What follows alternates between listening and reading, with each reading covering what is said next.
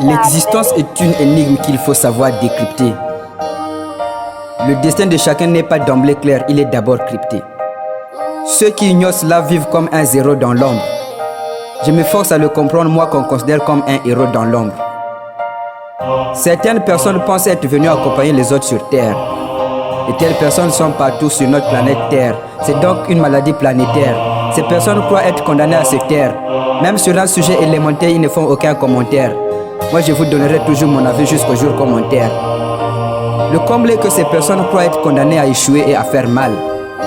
De telles convictions paranoïaques ne peuvent que me faire mal. Croire qu'on ne sert à rien est une offense à Dieu. Croire qu'on est condamné à échouer est une insulte contre Dieu. Dire qu'on ne sert à rien revient à dire que Dieu s'est trompé en nous créant. C'est au stylo qu'il dessine notre futur à nous tous, pas au crayon. Croire qu'on est condamné à l'échec revient à dire que Dieu est incapable à nous aider. Or c'est absurde de croire que Dieu est incapable à nous aider. Moi je préfère croire que je suis né pour gagner. Je suis condamné à gagner, car je ne suis pas un loser, je suis un winner. Ce n'est pas un échec qui doit me pousser à inscrire mon nom sur la liste des perdants. Toutes les batailles sont bonnes, surtout celles que nous perdons. Même après un échec, je garde la conviction que je suis né pour gagner. Je suis condamné à gagner. Dans tout ce que je fais, je crois avoir la permission et le soutien du plus haut. Qui peut donc m'empêcher de réaliser mes rêves si j'ai le soutien du plus haut? Amédée ne signifie pas seulement une âme aidée, mais aussi une âme qui peut aider. Son sens étymologique signifie surtout qui aime Dieu, ou bien qui est aimé de Dieu. M'en fiche que vous soyez contre moi, je suis aimé de Dieu. On ne peut rien contre ceux qui aiment et sont aimés de Dieu.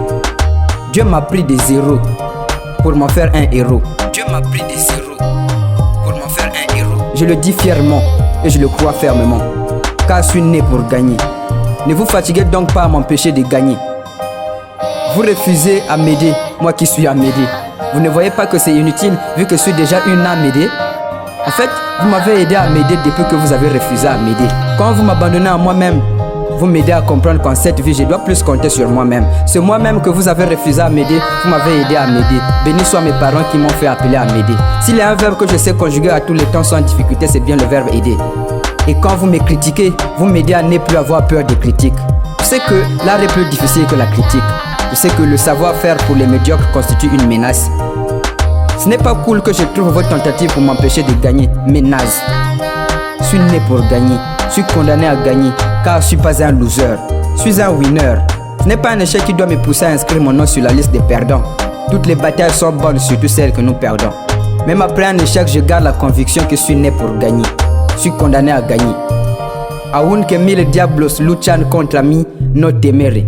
Mi enemigo nunca podrá cambiar mi destino, porque Dios me ha dado el poder de quedarse siempre el victorioso y así quedará.